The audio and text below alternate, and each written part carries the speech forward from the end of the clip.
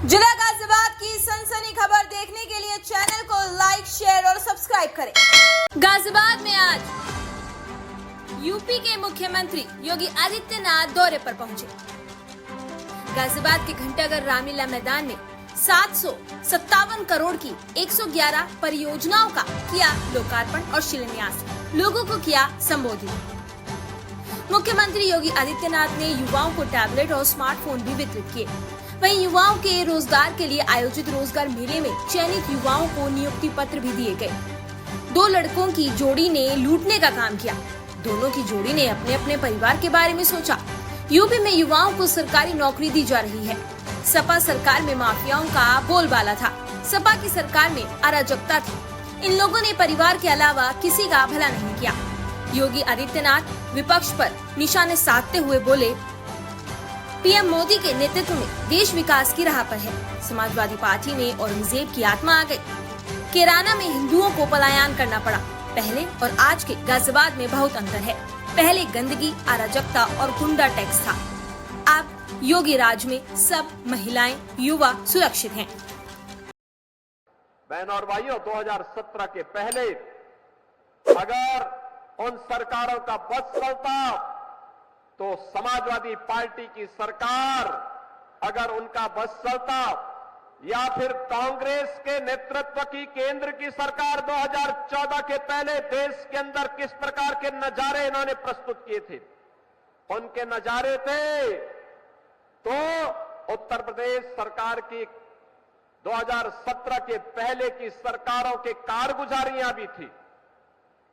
वे लोग आज दावे तो बड़े बड़े करते हैं, लेकिन इनके काले कारनामों को अगर आप एक एक करके देखना प्रारंभ करेंगे तो आपको एहसास होगा कि वास्तव में ये लोग केवल, इनके बारे में मुझे एक शायर की बात याद आती है कि नजर नहीं है लेकिन नजारों की बात करते हैं, जमी पे चांद सितारों की बात करते हैं।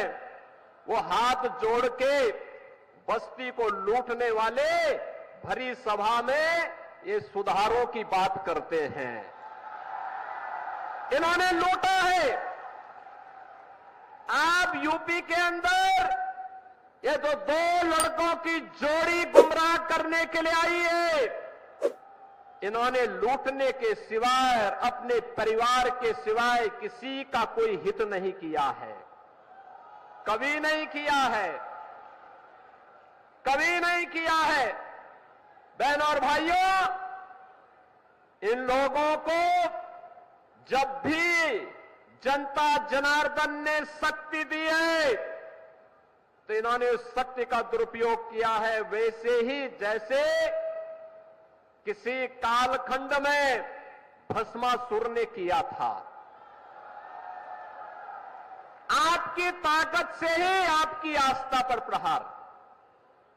अगर केंद्र में कांग्रेस की सरकार हिंदुओं को दबाने के लिए सांप्रदायिक विरोधी कानून लाने का काम कर रही थी, देश में राम सेतु को तोड़ने का कार्य कर रही थी, अयोध्या में राम मंदिर के मार्ग में बाधक बन रही थी, देश के अंदर कश्मीर में उग्रवाद को पनपा रही थी, देश की सुरक्षा में सेल लगाने का काम कर रही थी, तो समाजवादी पार्टी भी तो उसी के नक्शे कदम पर चल रही थी।